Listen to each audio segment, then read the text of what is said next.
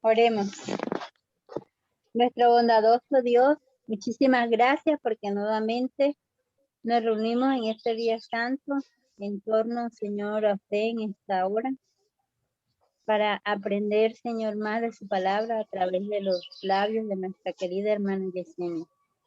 La ponemos en tus manos para que su Santo Espíritu la dirija y también, Señor, a nosotros para que podamos tener un buen entendimiento y podamos, Señor, ser, Señor, instruidos en esta hora. Bendícenos a cada uno de los que nos encontramos aquí y acompáñanos, Señor, en el nombre de Jesús, lo pedimos. Amén. Amén. Bueno, entonces, estoy un poquito acá embolatada con esta presentación, pero bueno, creo que ya. Bueno, el tema que quiero compartirles el día de hoy se llama La pandemia en la sombra. Es sobre cómo el sexismo y el COVID-19 son elementos que se entrelazan y, digámoslo de esa manera, se perjudican los unos a los otros, ¿sí? Este nombre que le quise poner a la presentación no es de mi autoría, es un artículo de la página ONU Mujeres, que ha estudiado mucho este tema de cómo el COVID es un factor que incide en que se presente sexismo, ¿ya? A ver. Bueno, entonces lo que vamos a estudiar el día de hoy, pues son más o menos 8 tópicos. El primero es entender algunos conceptos que van desde el concepto de brote hasta el concepto de sindemia. Sindemia es como lo más grande en cuanto en términos epidemiológicos, en cuanto a cómo se propaga un virus. Lo segundo es entender si el COVID-19 es una pandemia o es una sindemia. Vamos a ir desarrollando como los elementos que presenta el COVID como virus y lo vamos a ir entrelazando en el sexismo también como un virus y como una enfermedad. Vamos a describir esa enfermedad, que es el sexismo. Vamos a revisar algunos escenarios donde se propaga esta enfermedad, algunos signos de alerta y finalmente cómo el COVID es uno de los elementos que incide en este fenómeno del sexismo, ¿ya? Si tienen alguna observación o duda o alguna sugerencia, la pueden ir haciendo porque creo que acá no voy a poder. No voy a poder ver la pantalla. Bueno, entonces no sé si alguien me quiere ayudar a leer estos conceptos. Son 5 conceptos que van de menor rango a mayor. El primero es brote, seguimos con epidemia, luego endemia, luego pandemia y el último es sindemia. Yo te ayudo. Gracias, Jess. Brote, infección en un lugar específico y en un momento determinado. Epidemia. Voy a ir aclarando algunas cositas de los términos que tenemos aquí. Y es que la propagación de cualquier virus se mide por el impacto y por el lugar que afecta y por el impacto en la población, por el número de población que afecta. Entonces, cuando nosotros hablamos de brote, estamos hablando de algo pequeño que tiene un lugar geográfico determinado, ¿sí? Y que no se extiende en el tiempo. Por ejemplo, una intoxicación. Una intoxicación es un brote, pero puede durar 3 días y está en un lugar específico. Ya, epidemia. Enfermedad que se propaga activamente debido a que el brote se descontrola y se mantiene en el tiempo. Exacto. Entonces, en epidemia vemos que ya aumenta el número de casos, aunque permanece también en un área geográfica controlada, determinada. Endemia. Aparición constante de una enfermedad en un área geográfica o grupo de población. Listo. Entonces acá ya vamos viendo que lo que inició como un brote va teniendo mayor, va cubriendo mayor cantidad de población y va prevaleciendo más en el tiempo, ¿ya? La pandemia es una epidemia que ocurre en un área muy amplia que cruza las fronteras internacionales. Exacto, entonces pandemia es traducida como enfermedad del pueblo entero. Cuando hablamos de pandemia, entonces estamos hablando de la propagación mundial de una nueva enfermedad. Entonces, por eso la OMS cataloga el COVID-19 como una pandemia. Y finalmente, sindemia. 2 o más enfermedades interactúan de forma tal que causan un daño mayor que la mera suma de estas 2 enfermedades. Cuando nosotros hablamos de sindemia, sindemia es una palabra que está conformada por 2 palabras, sinergia y epidemia. Sinergia es que actúan varios factores y son influencia de esa enfermedad. Y epidemia, pues ya leímos el significado, que infecta un número de individuos superior al esperado. ¿Ya? Entonces, ¿el COVID-19 será una pandemia, de acuerdo a los conceptos que acabamos de ver, o será una sindemia? ¿Ustedes qué opinan?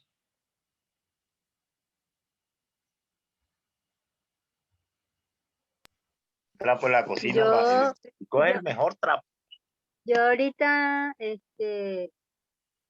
podría también decir que es una sindemia debido a que hay muchos brotes, o sea, hay nuevas variantes en el virus. Ok, gracias, Lili. ¿Alguien más?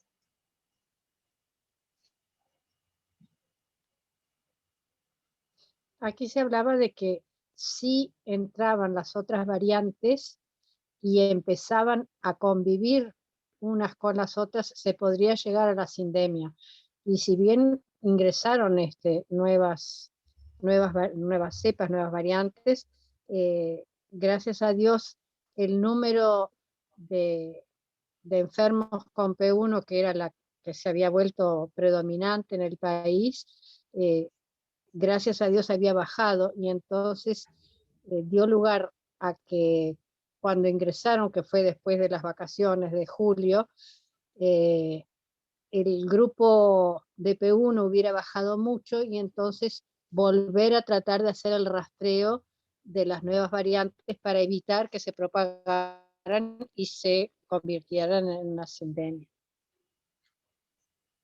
Ok, hermanita. Lo que sucede es que cuando nosotros hablamos de sindemia, hablamos de un brote, que inicialmente COVID era un brote, se volvió hasta llegar a pandemia, pero cuando nosotros hablamos de sindemia, lo que hablamos es que no solo estamos hablando de factores biológicos, sino también de factores sociales, ¿sí?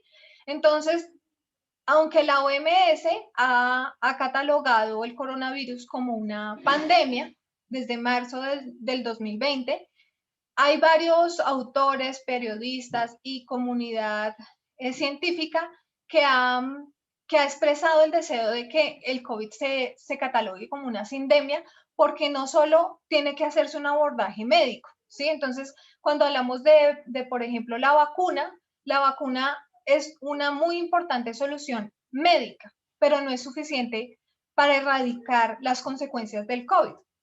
¿Por qué? Porque, por ejemplo, hay otra situación que afecta al COVID y es, por ejemplo, países que tienen mayores índices de pobreza, porque hay mayor hacinamiento, por ejemplo, en las familias, hay lugares donde no llegan servicios de agua potable, ¿sí? Entonces, cuando la enfermedad atraviesa no solo por el tema médico, sino que está atravesada también por factores sociales, nosotros podemos hablar de una sindemia. Y nosotros vemos que efectivamente el COVID-19 digamos, tiene en cuenta estos contextos sociales, ¿sí? Y nosotros también vemos, por ejemplo, que en el tema de la vacunación tiene mucho que ver cómo los gobiernos, cuánto dinero manejan, cuánto presupuesto, qué convenios hicieron para que llegue la vacuna a muchas personas, ¿sí? Entonces, por eso hablamos de sindemia, ¿sí? Que no solamente es un factor biomédico o biológico, sino también un factor social y contextual y estructural, ¿ya?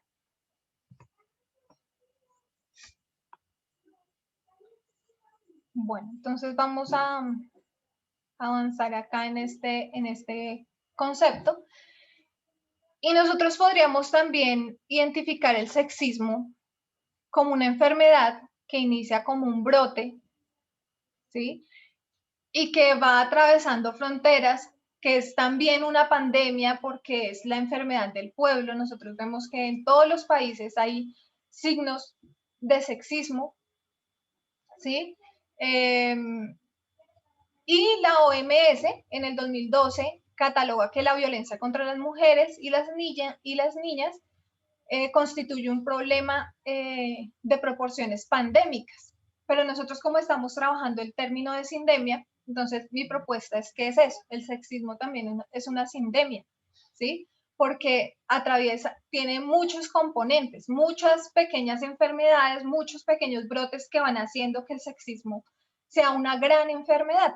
También en la presentación de ayer y en un comunicado que la anciana Tess compartió en el grupo de broadcast, nos hablaba del sexismo como una enfermedad, ¿cierto? Y es una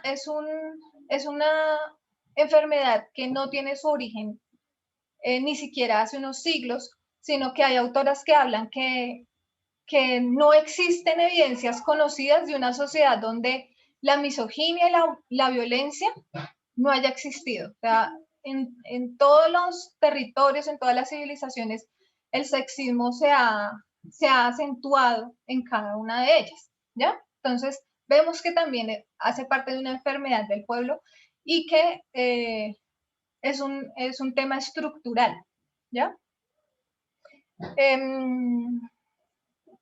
Bueno, hay muchos estudios que hablan sobre este tema. La Organización de Naciones Unidas también habla de que no hay ningún país de ninguna clase social y ningún ámbito de la sociedad donde no se vea este fenómeno de violencia contra las mujeres y de sexismo, ¿sí?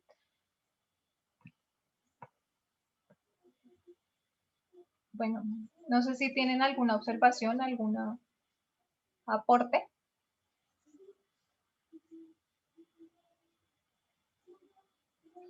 Bueno, entonces vamos así como el COVID tiene unas características y la ciencia ha intentado describirla de alguna manera, vamos a tratar de describir este virus que es el sexismo. Nosotros sabemos que un virus, acá está la definición, es un agente infeccioso, microscópico, acelular, que solo puede replicarse dentro de las células de otros organismos. ¿Qué quiere decir? Que el virus por sí mismo no puede vivir, ¿sí?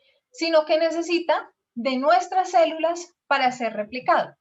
De la misma manera, el sexismo, la violencia de género por sí solo no puede existir. Requiere de una sociedad que lo apruebe y que lleve a cabo prácticas sexistas para que pueda existir. Entonces, algunas de esas prácticas las vamos a ver acá. Vamos a describir un poco este virus del sexismo. ¿Alguien me podría ayudar a leer? Yo, Ok. describiendo el virus, violencia en el marco de la pareja, violencia sexual, trata de seres humanos, mutilación genital femenina, matrimonio infantil. Esta es gracias Liz, es una descripción que hace la ONU también respecto a la violencia de género y manifiesta que a grandes rasgos son 5 tipos de violencia, pero dentro de cada tipo de violencia nosotros encontramos violencia también física, violencia sexual y violencia psicológica, ¿sí? Entonces son las manifestaciones de ese virus dentro de estos 5 elementos que describe la ONU. Perdón, también habría que agregar violencia económica. Violencia económica, sí. Y de eso también vamos a hablar ahora cuando hablemos del COVID específicamente, como un agente que alimenta este virus del sexismo. Bueno, vamos a mirar los escenarios, porque aunque hay estos 5 tipos de violencia que describe la ONU, también hay unos escenarios donde ese virus se propaga más rápidamente. Quise citar algunos, no son todos los que están acá, no son todos los que podemos identificar, pero son algunos de los escenarios donde se ve mucho esa violencia de género. Entonces, Judicita ahorita iba a leer, si quieres me ayudas a leer esta diapositiva. Sí, señora. Violencia obstétrica, ¿sí? Apropiación del cuerpo y procesos reproductivos de las mujeres por personal de salud.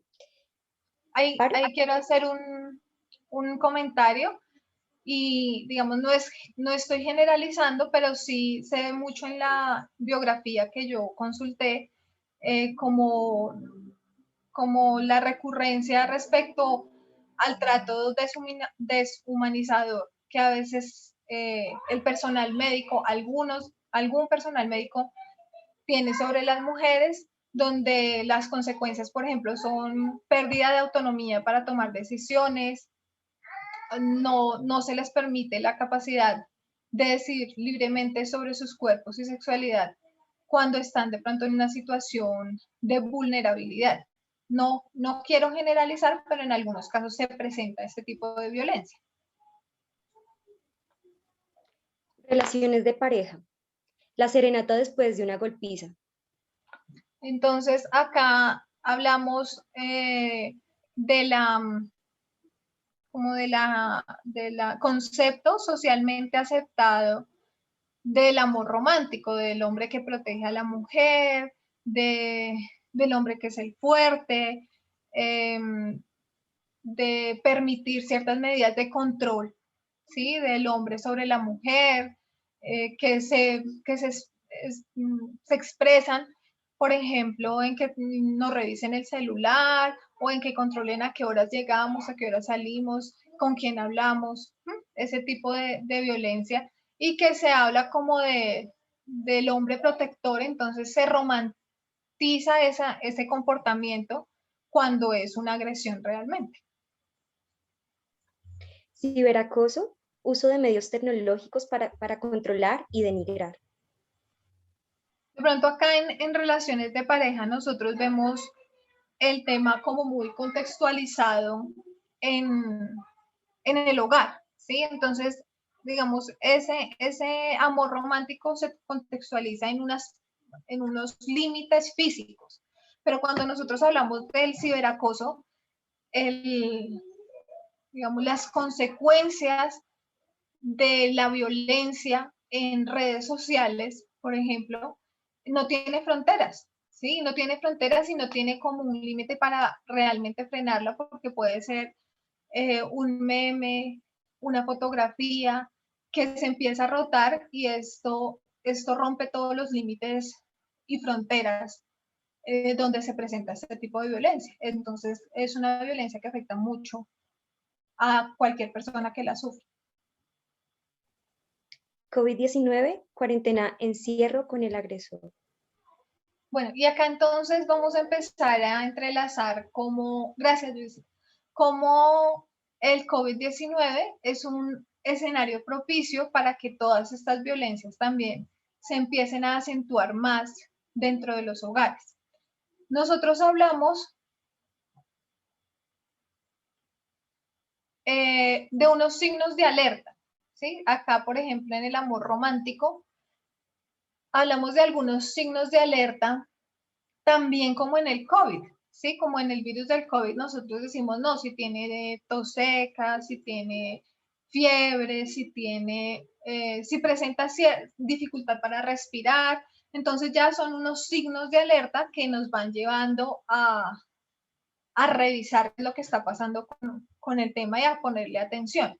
Entonces, acá quise tomar como ejemplo este escenario, que es el amor romántico, para identificar algunos signos de alerta.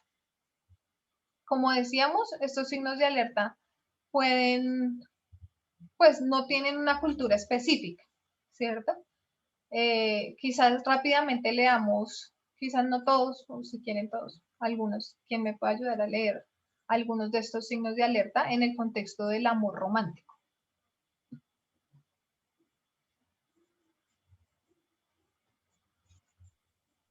Ridiculiza, insulta o desprecia a las mujeres en general. Amenaza con hacerte daño a ti o a tu familia. ¿Te ha agredido alguna vez físicamente? Te aísla de familiares y o amistades. ¿Sigo? Leamos otros tres, Lili. De este lado. Sí. Te controla el dinero y toma las decisiones por ti. No expresa tus opiniones libremente por miedo a la reacción de él. Amenaza con quitarte a tus hijos e hijos en caso de dejarlo. Gracias. Entonces, ¿vas a leer otro? Ya. Bueno, entonces acá vemos algunos comportamientos que quizás puedan pasar desapercibidos. Por ejemplo, no expresas tus opiniones libremente por miedo a la reacción de él. Quizás es algo que es muy privado de la mujer, ¿sí? Que no lo manifiesta, pero que está ocurriendo, ¿sí? Que calla ciertas cosas porque piensa que de pronto él va a reaccionar mal o que no le va a gustar lo que se dice. Entonces son pequeños signos de alerta que cuando van avanzando, pues al igual que en el COVID, va a tener consecuencias fatales. Gracias, Lili. Ok. Bueno, lo que vamos a mirar ahorita es empezar a ver este escenario ahora. Este escenario del COVID-19 y todo lo que ha implicado la pandemia, o si nosotros queremos asumir el término la sindemia, en el contexto del sexismo y de la violencia de género. Entonces, bueno, ¿ustedes quién creen? Bueno, no, voy a reformular la pregunta. ¿Creen que el COVID-19, la pandemia, ha causado más la muerte de hombres o de mujeres? De mujeres. Sí, dice que de mujeres. Sandra dice que de mujeres. ¿Alguien opina algo diferente?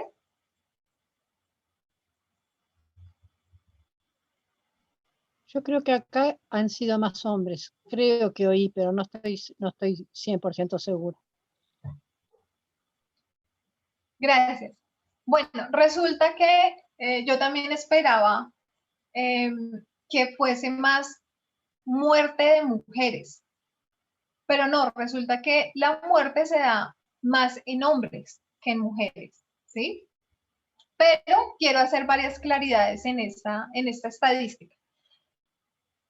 Hasta mayo del 2020, los reportes que se daban por muerte de COVID no se notificaban teniendo diferenciado sexo y género, ¿ya? Entonces, los reportes que se tienen son después de esa fecha, de mayo del 2020, cuando se empezó a ver esa necesidad. Segundo, que las mujeres están más expuestas al virus. Ya vamos a ver por qué. Son las mujeres las que están más expuestas y más propensas a que el virus llegue a ellas, ¿sí? Pero son los hombres los que más mueren. Tercero, las mujeres son las que presentan más, bueno, el término es COVID persistente, que significa que los síntomas en las mujeres perduran más tiempo que en los hombres. ¿Ya? Entonces, por ejemplo, pérdida del olfato, las mujeres son más contagiadas, son las que más se contagian, perdón, y el virus persiste en el tiempo, las consecuencias persisten en el tiempo en las mujeres, pero son los hombres los que más fallecen. Y bueno, yo revisando un poco algunos artículos, encontré un artículo de BBC que hablaba sobre este tema y exponía que tenía que ver con el sistema inmunitario adaptativo de los hombres, ¿sí? Entonces decía que, bueno, hablaba también de como de una hormona sexual, que la verdad no sé cómo explicarlo bien, porque no entendí muy bien cómo es ese tema, pero el tema del sistema inmunitario dice que nosotros tenemos dos tipos de sistema inmune. Uno es como el innato y el otro es el adaptativo. Y que en ese sistema inmune adaptativo es que los hombres tienen como más desventajas, según el artículo. Entonces, que el virus como en sus primeras etapas pasaba como desapercibido por el cuerpo, entonces no se activaban las suficientes alertas para que el cuerpo lo combatiera. Y decía que el sistema inmunitario, ¿cómo se llama? Adaptativo de los hombres envejece mucho más rápido que el de las mujeres. Y que el de las mujeres es mucho más robusto, este sistema inmunitario adaptativo, y que por eso ellos allí justificaban como el tema de que a pesar de que las mujeres se contagiaran más, eran los hombres quienes más fallecían por tema de COVID-19, teniendo en cuenta pues que los registros se empezaron a hacer tardíamente, digámoslo de esta manera. ¿Fue claro o enredé mucho con el tema del sistema inmune? No, está bien. Sí, está claro. Bueno. Entonces vamos a mirar algunas causas y consecuencias, causas que genera el COVID y consecuencias que ha tenido que asumir el género femenino, no por un tema coyuntural o un tema que se dé de un momento para otro, sino por toda la historia que carga el género femenino a cuestas, ¿ya? Entonces, la primera dice, yo no sé quiénes están acá para pedirles que me hagan el favor de leer. Si Yo querés puedo leo. leer. Leo. Sí, hermana Graciela, gracias. Como causa económica, las cuarentenas reducen considerablemente las actividades económicas y de subsistencia. Y como consecuencia económica, la afectación principal a mujeres y de bajo nivel de independencia económica. Bueno, ahí quiero detenerme un momentico, hermanita Graciela. ¿Cómo no? Un segundo. Y es que, según cifras, por lo menos acá en Colombia, ¿sí? Solo la mitad de las mujeres, o sea, el 53%, participan en el mercado laboral, en comparación con los hombres, que es el 74% quienes participan. Y pues generalmente las cifras lo que indican es que los hombres trabajan en sectores de alta productividad y empleos más estables. Las mujeres no, las mujeres trabajan en sectores de baja productividad y en empleos temporales. Entonces, estas cuarentenas que nosotros vemos que mundialmente han afectado la economía, están afectando principalmente a las mujeres.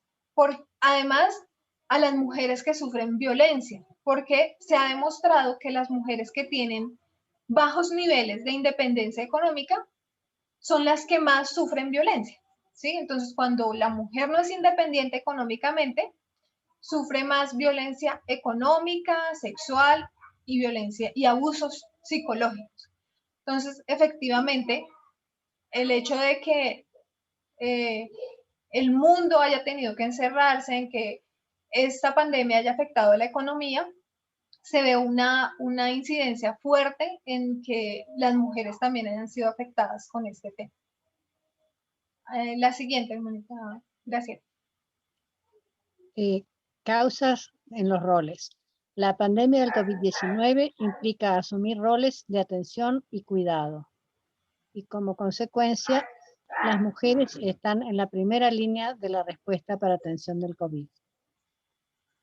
Entonces, en este punto,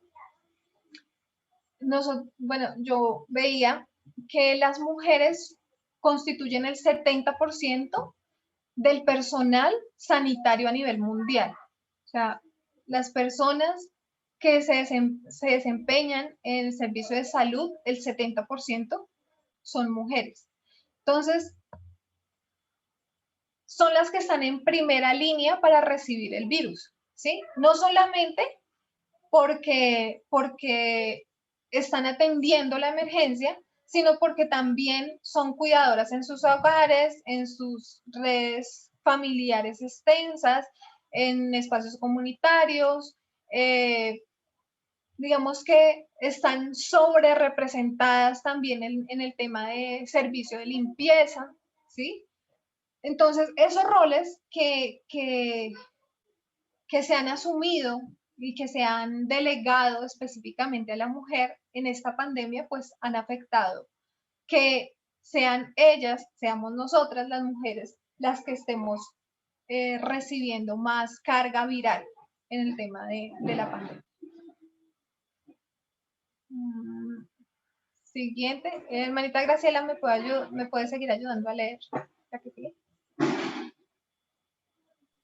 Sí, cómo no. En la salud. La pandemia ha colapsado sistemas de salud. Como consecuencia, afecta la atención de la salud sexual y reproductiva, atención prenatal y postnatal, la atención a casos de violencia hacia mujeres y niñas y el acceso a métodos anticonceptivos. Bueno, gracias, hermana Graciela. Entonces, acá tenemos que evidentemente el servicio de salud tiene que generar unas priorizaciones en la prestación del servicio, ¿cierto? Y esa priorización en la prestación del servicio hace que nuevamente la mujer se vea afectada en aspectos fundamentales de su salud reproductiva, en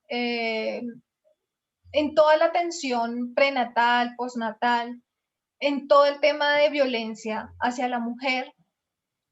Además, teniendo en cuenta algunas otras publicaciones que revisé de España, donde especifican que, por ejemplo, las mujeres sometidas a violencia no solo son las que más acuden al servicio sanitario, sino que son las que más se someten a cirugías, son las que más prolongan su estancia en los hospitales y son las que más consumen fármacos, ¿ya? Entonces, vemos que toda esta priorización que hace el sistema de salud, porque evidentemente tenía que hacerla, pues también está afectando especialmente a las mujeres. Siguiente, hermana Graciela. Cierre en los roles. Cierre de escuelas, cierre de servicios sanitarios, aislamiento preventivo en los hogares y la necesidad de contención emocional. Como consecuencia, la asignación de nuevas tareas en el hogar, las tareas de cuidados recaen mayoritariamente en las mujeres. Ok, entonces acá vemos que también históricamente se le ha delegado el rol a la mujer del trabajo doméstico, ¿sí? Y en muchos casos es el doble de tiempo el que dedica la mujer al trabajo doméstico y a cuidados no remunerados. Entonces, cuando se cierran las escuelas, se cierran todos los servicios sociales, comunitarios, de salud, quien entra a reemplazar este rol nuevamente es la mujer. Entonces, debido a esa saturación de esos sistemas sanitarios y al cierre de todos estos servicios, las tareas de cuidado recaen mayoritariamente en las mujeres en el hogar, quienes son las que atienden a familiares enfermos, acompañan el cuidado de las tareas de los niños y son las que empiezan a asumir ese rol de cuidado y atención hacia el otro, ¿cierto? Porque también ha sido un rol como que se le ha asignado a la mujer. Y pues, aparte de esto, como lo decía el título, cuando nosotros sufrimos o tenemos que ir a una cuarentena, pues la violencia doméstica que se da de puertas hacia adentro, pues se intensifica, perdón, y las redes sociales se cortan, ¿cierto? Porque cada quien tiene que estar en su vivienda, entonces de pronto la red familiar de esa mujer que está siendo violentada, pues ya no está, porque no hay lugar a que ella vaya y busque ayuda. Igual las redes institucionales también se ven limitadas. ¿Tienen algún comentario hasta aquí?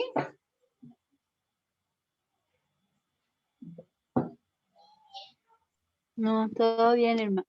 Yesenia. Gracias. Listo, entonces vamos a mirar que ambas sindemias tienen consecuencias igual de letales, ¿cierto? Si nosotros miramos aquí este cuadrito, nosotros vemos acá los signos y alertas, ¿cierto? Que en el COVID puede ser fiebre, malestar general, tos, ¿cómo se llama? Dificultad respiratoria. Y estas alertas se van acentuando hasta llegar a la muerte, ¿cierto? Que pues lamentablemente hemos visto muchos casos a nivel mundial. De la misma manera, en el sexismo nosotros vemos unas alertas que ya identificamos algunas y estas alertas se van acentuando. Podemos verlo, por ejemplo, en el escenario del amor romántico. Estas alertas se van acentuando hasta que llega un punto en que el maltrato no solo es verbal o psicológico, sino que ya empieza un maltrato físico y también tiene consecuencias letales, ¿sí? En el caso de estas dos enfermedades, vemos que hay consecuencias letales, pero también vemos que hay efectos que pueden perdurar, aunque no se llegue a la muerte, las dos pueden generar efectos perdurables en el tiempo. En el tema del COVID, nosotros podríamos ver, por ejemplo, que hay mucha gente que no recupera el olfato o el gusto durante meses, ¿sí? O quedan con dolores de cabeza o debilidad. En el caso del sexismo, nosotros vemos efectos emocionales, ¿sí? Si no se llega hasta el feminicidio, nosotros encontramos la vergüenza, la culpa por parte de la mujer, pérdida de autoestima, depresión, lesiones físicas, en muchos casos embarazos no deseados y cuando hay hijos, por ejemplo, vemos la prolongación de esos patrones de conducta en los hijos, ¿sí? Entonces, si es un niño el que está visualizando las escenas de agresión, pues probablemente las va a repetir, o en el caso de las niñas, pues también pueden repetir esos patrones de violencia donde son violentadas, ¿sí?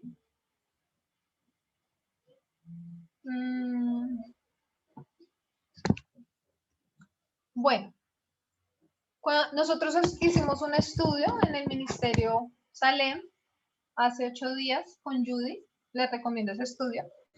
Ella nos habló muy detalladamente de cómo se da el origen del COVID, cómo es su evolución, y bueno, digamos que habla muy específicamente de la biología del virus. Y hablábamos hace 8 días de cómo se dan esas nuevas cepas, ¿sí? Entonces yo les preguntaba le preguntaba a Judy y a un médico que estaba en el estudio que cómo era posible que pues no se generaran células de memoria, ¿sí? ¿Por qué surgían estos nuevos virus y por qué no se generaban células de memoria? Y la explicación que me pareció más fácil para compartirla con ustedes es que el virus es como un collar de 1000 perlas, explicaba un médico. Y cada nueva cepa puede generar un cambio en una perlita de esas, ¿sí? Entonces, si esa perla es amarillo brillante, entonces la nueva cepa cambia esa perlita por un amarillo clarito, tenue, ¿sí? Entonces la variación es muy, muy poca. Y les decía al principio de la presentación que el virus no puede subsistir sin nuestra célula, ¿sí? O sea, nosotros somos los que nuestra célula le da cabida al virus para que viva, si no, no podría vivir. Entonces, vamos a hablar de esas nuevas cepas, ¿sí? Porque esas nuevas cepas son las que realmente, cuando uno tiene un contexto del sexismo, son las que debe atacar, ¿sí? Es como ir escalando en contra de esa enfermedad. Entonces, es atacar esas nuevas cepas, esas nuevas formas de virus que nosotros creemos que no es virus, así como nuestra célula cree que no es virus, pero realmente sí lo es, ¿ya? Entonces, quise mencionar cinco de estas nuevas cepas. La primera es rasgos falsos de igualdad.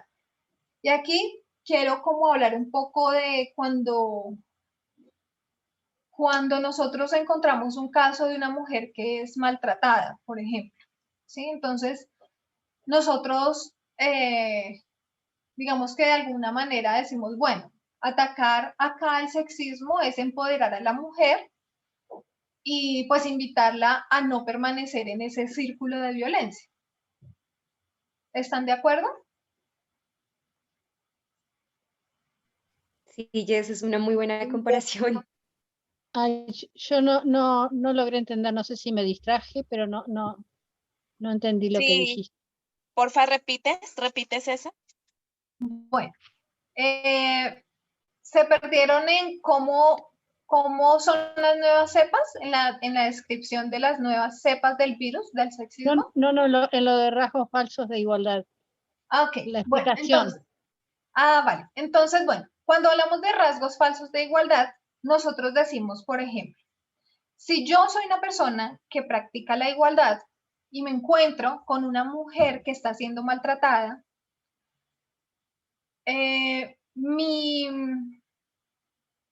digamos, mi opción como una persona que practica la igualdad sería ayudar a empoderar a esa mujer para que no siga en ese círculo de violencia. ¿Están de acuerdo? Sí, claro. Claro. Ok. Resulta que nosotros vemos un rasgo falso de igualdad cuando nosotros empoderamos a esa mujer, la mujer de pronto sale del círculo de violencia por un tiempo, pero luego vuelve con la pareja, por ejemplo. Vuelve al círculo de maltrato. ¿Por qué creen que ocurre eso?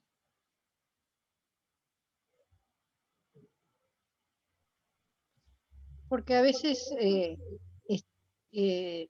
ya se ha hecho parte de su ser el hecho de estar sometida y de necesitar esa relación, digo, un poco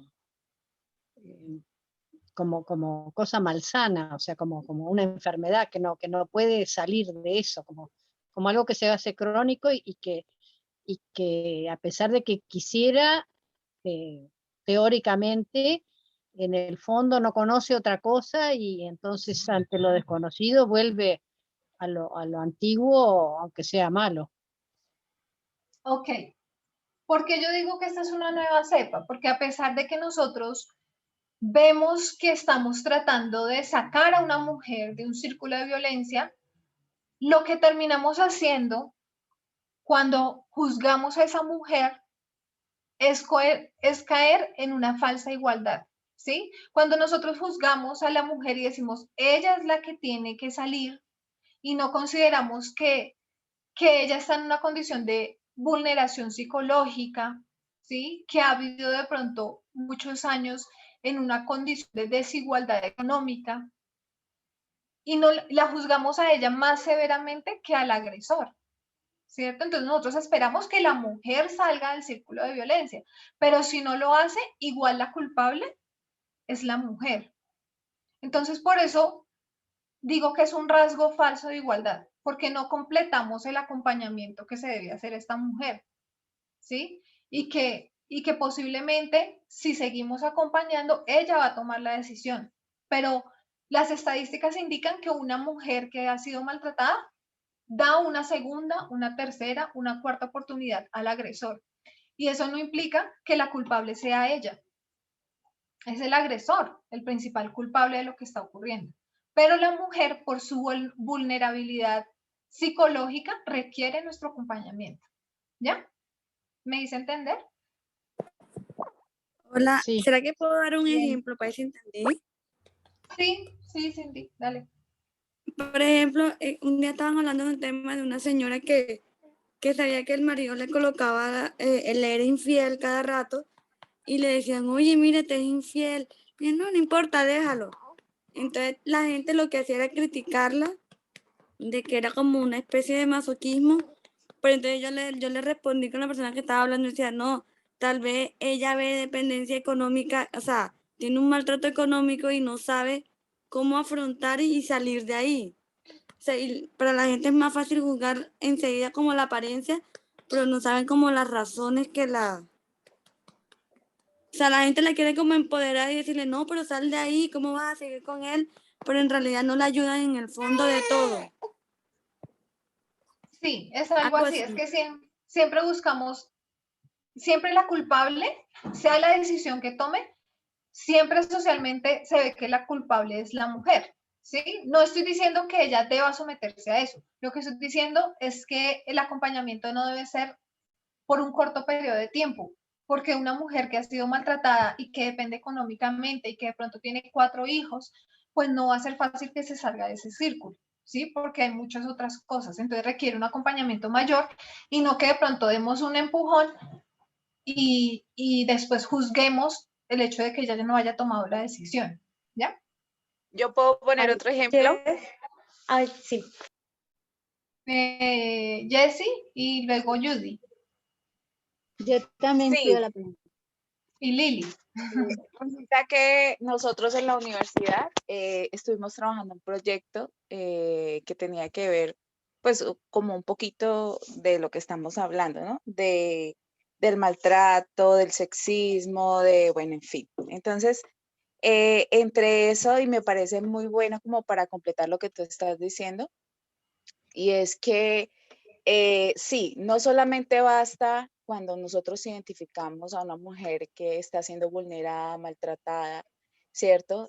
No solamente basta nuestro calificativo o que le demos el empujón como tú dices, o que la empoderemos, o que le hagamos un acompañamiento amistoso durante un tiempo, sino que hay que buscar otros mecanismos, ¿sí? Y entre esos se proponía en ese proyecto un círculo de mujeres.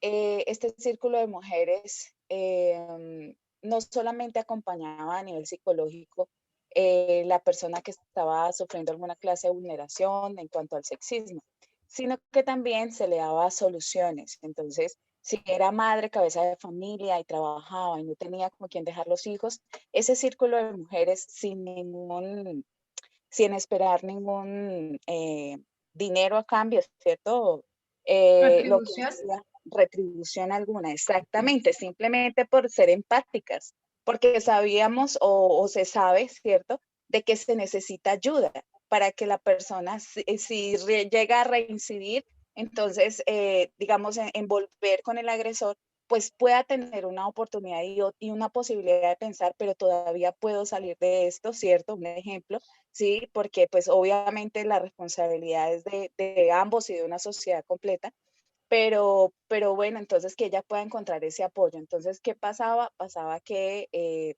una de aquellas de Círculo de las Mujeres o varias decían, bueno, yo te puedo cuidar los niños lunes y martes, y otra yo miércoles y jueves, y así, ¿sí? Para tratar de darles, no, es que no lo puedo recoger donde me lo están cuidando, tranquila que yo te lo recojo, ¿sí?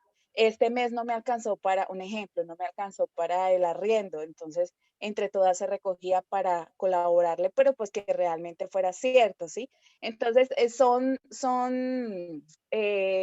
no solamente se le daba como el apoyo psicológico y de empoderamiento, sino que también se trataba así dentro del Círculo de Mujeres y se le daba una educación para que ella identificara que esto mismo que tú estás enseñando, ¿sí?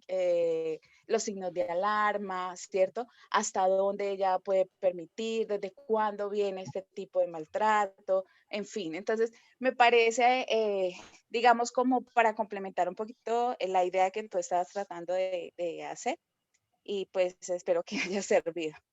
Sí, sí, Jessy, gracias. Judy. Yo no quiero redundar porque el ejemplo que Jessy dio es muy completo.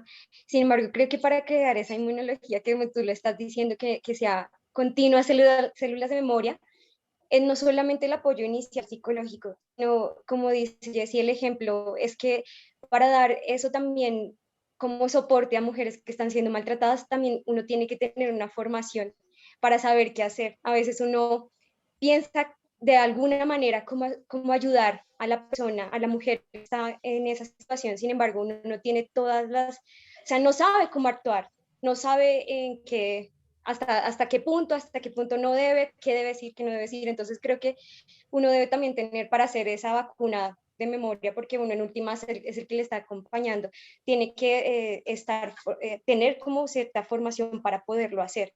Y también lo que decía, a veces lo que decía Jessy, como para recalcar es eso, que debe ser económico, formación continua para empoderar a la mujer, es eso, brindar todos los aspectos, comida, en todas las áreas. Entonces, eso, aunque el ejemplo de Jessy está completo. Gracias, Jessita. Lili. No, ya, eso era lo que, parte de eso era lo que quería compartir, pero ya está dicho. Ah, bueno. Listo, Lili, gracias. Bueno, gracias por la participación. Entonces, sí es importante como no juzgar solamente a la mujer, ¿sí? Se juzga más a la mujer que al mismo agresor. Entonces, eso es importante porque sería un rasgo de falsa igualdad, ¿sí? Entonces, ayudamos un poquito, pero luego juzgamos y criticamos y nos quedamos allí. El segundo punto que quería plantear como nueva cepa es desconocer la vulnerabilidad, ¿sí?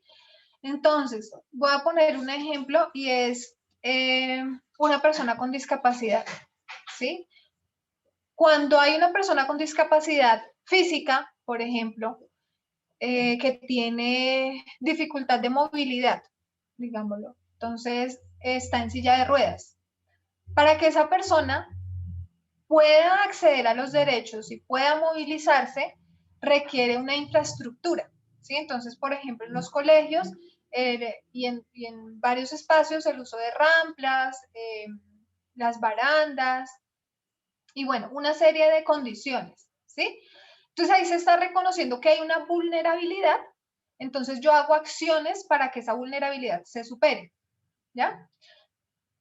Pero no sucede lo mismo muchas veces con vulnerabilidades de tipo mental, con discapacidades mentales, ¿sí? No sucede lo mismo. Entonces, cuando nosotros ponemos a alguien que tiene una vulnerabilidad en un mismo rango, como si no la tuviera, pues no estamos hablando de un discurso de igualdad, ¿sí? Porque no estamos reconociendo la vulnerabilidad que esa persona tiene, ¿sí? Entonces, vamos a decir que la persona que está en silla de ruedas tiene que subir las escaleras, ¿sí? Y eso es lo que nosotros hacemos cuando no reconocemos las vulnerabilidades y todos esos factores que afectan específicamente a las mujeres, por ejemplo, en el tema de la pandemia o de la sindemia, ¿ya?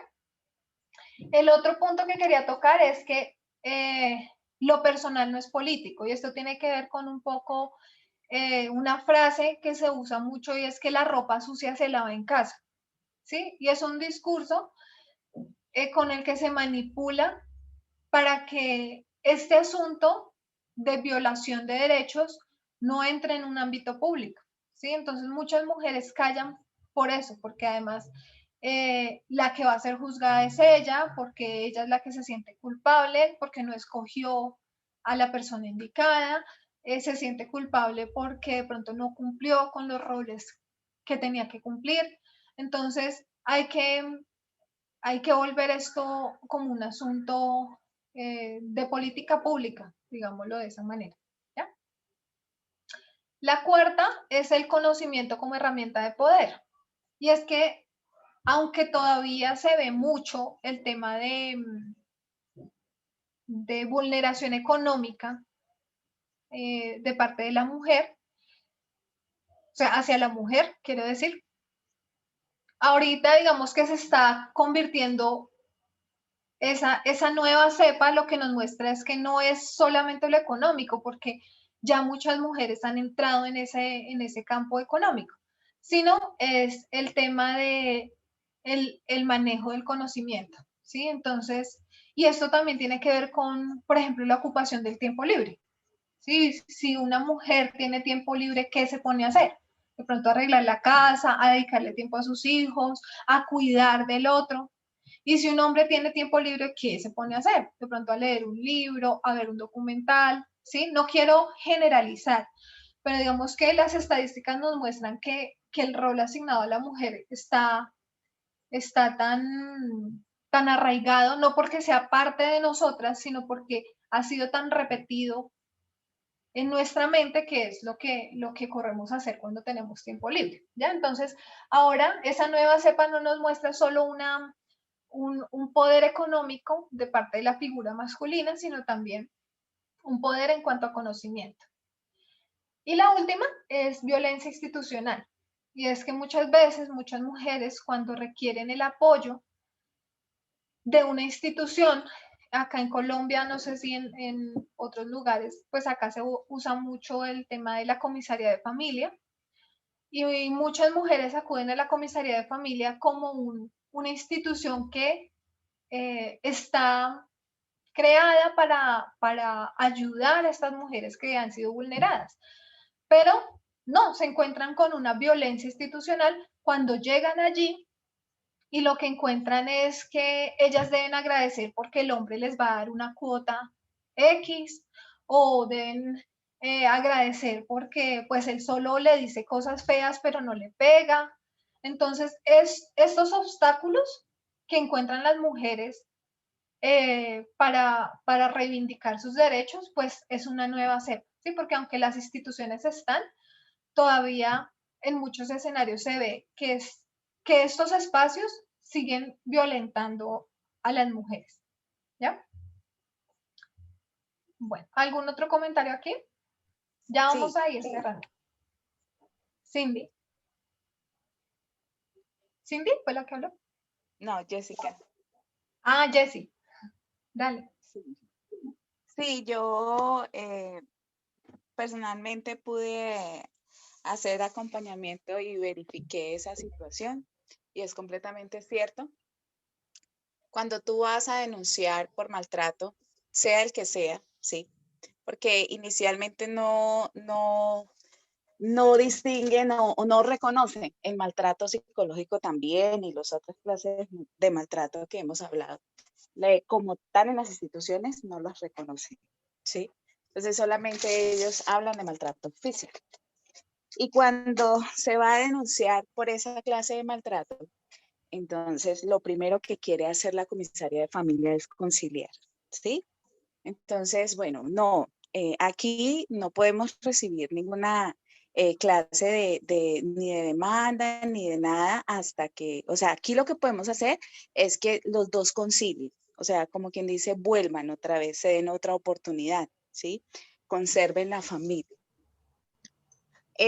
Si tiene alguna denuncia, váyase para la fiscalía.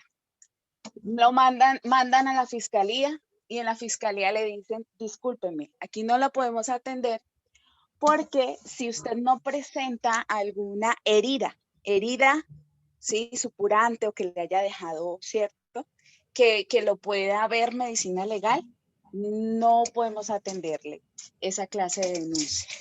Llama usted a la Secretaría de la Mujer y le dicen que, pues, que ellos no son un ente, ¿cierto?, judicial para una de esas cosas.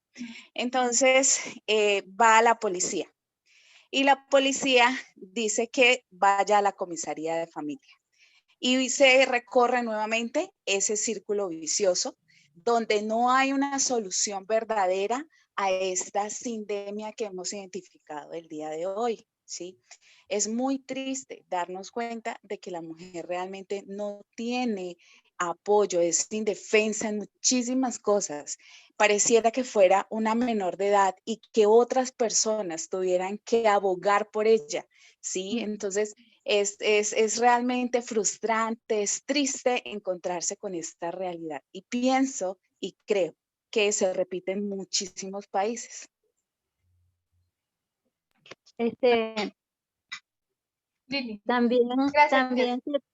también se puede observar que cuando muchas mujeres van a hacer sus denuncias, las escuchan, pero las actitudes que toman también son de burla, se burlan de ellas, se ríen, y parece que, o sea, no hay una empatía, sino que ellas, en vez de sentirse escuchadas, al contrario, o sea, se le violenta más.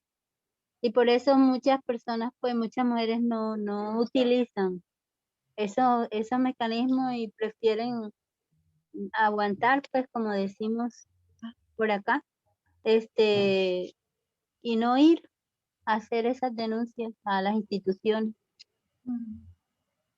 Sí, así es.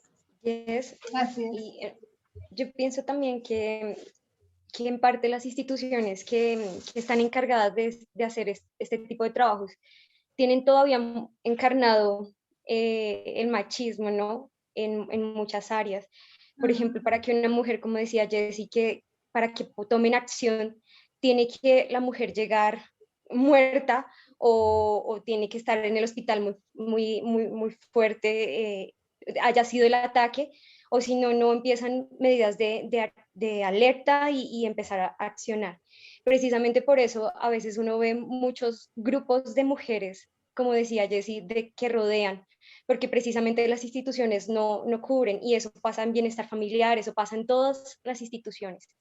Entonces, eso yo pienso también que el cuerpo de instituciones está dañado y todavía le falta quitar todo lo que estamos viendo ahorita de todos esos micromachismos que tiene, que quizás solamente hacen alerta a lo que es visible y no lo que está pasando. Así es. Sí, así es. Muchas gracias por los aportes. Entonces, bueno, vemos que son nuevas formas de violentar, ya no son las 5 que vimos inicialmente que la OMS había catalogado como violencia hacia la mujer, sino que vemos nuevas cepas, nuevos virus que se van alimentando esta enfermedad del sexismo. Bueno, y para finalizar, ¿cuál sería la vacuna? Pero antes de pensar en la vacuna, quiero invitarlos a pensar los movimientos antivacuna, ¿a quién atacan? ¿Cuál es la comunidad, la organización que rechazan cuando se movilizan?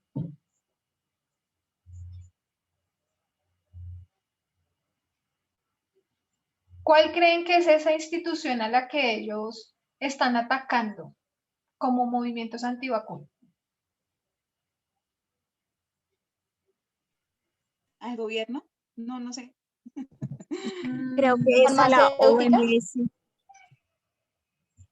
Tú estás ¿Jessy preguntando dijo al gobierno? Sandra, ¿qué dijiste? A la Organización Mundial de la Salud, ¿sí? Sandra, la OMS. ¿Tú estás preguntando literalmente o figurativamente? Literalmente. Yo creo que a la comunidad científica. Sí, eso Sí. mismo creo yo. Yo Sí. también iba a hablar. a la comunidad tienen- científica.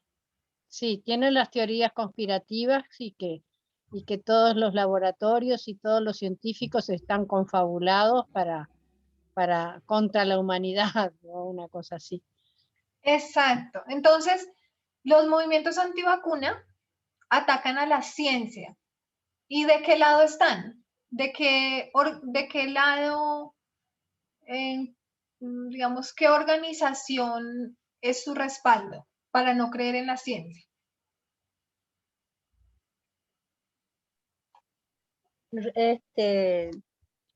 El concepto conservador evangelical. Exacto. Entonces, por un lado tenemos a la ciencia, gracias Lili, en la que no creen, y por otro lado tenemos a la religión, que es su base, ¿cierto? Los movimientos antivacuna básicamente se mueven en estos dos escenarios, atacando a la ciencia y aferrándose a la religión. Ahora miremos los movimientos, ¿cómo se llamaría esto? ¿Machistas o sexistas? ¿A quién atacan? ¿Qué organización atacan?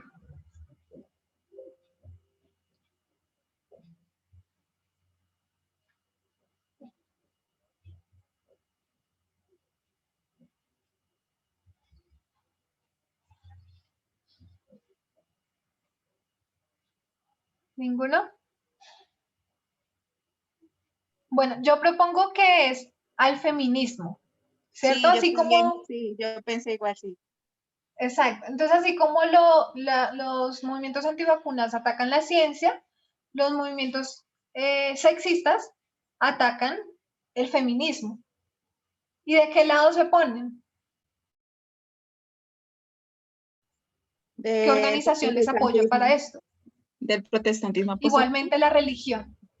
Exacto. Ujú. Igualmente la religión. Entonces vemos que los dos, aunque atacan organizaciones diferentes, están del mismo lado, ¿sí? Del lado del protestantismo conservador, de los grupos religiosos conservadores. ¿Ya? Ahora, ¿cuál creen ustedes que sería la vacuna frente a este virus y esta enfermedad, esta sindemia que hemos definido hoy? ¿Cuál sería? ¿Qué vacunas se nos pueden ocurrir? El conocimiento. Las líneas, las parábolas. Sí, muy bien. Sí. La empatía tal vez también. Bueno, sí, todo esto yo lo había contemplado. Ayer la anciana Tess en la presentación habló de que nuestra vacuna es el clamor de medianoche. Le puse especial atención a ese tema, pues porque hoy iba a presentar sobre esto. Y ella hablaba pues que la vacuna es una protección individual, también es una protección social. Y si nosotros vemos que el virus que el virus del sexismo necesita de nosotros, así como el virus del COVID necesita de nuestras células para propagarse, pues lo que tenemos que empezar a hacer es conscientes de cómo estamos propagando ese virus, ¿cierto? Entonces, aunque son tareas pequeñas, por ejemplo, el tema de repartir las tareas domésticas, el tema de no generar estereotipos de género con los juguetes, con la ropa, con los programas, ¿sí? Y desaprobar la violencia como una respuesta adecuada, ¿sí? Modificar los estilos de crianza. Digamos que esos pequeños actos hacen que nosotros empecemos a generar este proceso de abandonar el sexismo, porque no es algo que vamos a hacer en un solo acto, sino que a medida que nosotros vamos conociendo cómo replicamos ese modelo sexista, podemos irlo rompiendo, ¿cierto? En la presentación anterior de la anciana Tess, ella también habla, fue en la publicación que hizo en el grupo de broadcast, que ella mandó una cita y ella hablaba de rechazar y de odiar esta enfermedad, ¿sí? De reconocer y respetar y practicar la igualdad. Entonces, bueno, eso era lo que quería compartirles el día de hoy. No sé cómo compartir esta presentación. Quizás Jessie ahora me ayude, que ha manejado esta plataforma. Acá están algunas referencias. Y bueno, ya, eso era lo que quería compartirles. No sé si tienen algún comentario, observación. No sé cómo Gracias, dejar de Jessie. compartir. Excelente. Vale. Muchas Muy gracias. buen tema, muchas Yesenia. gracias.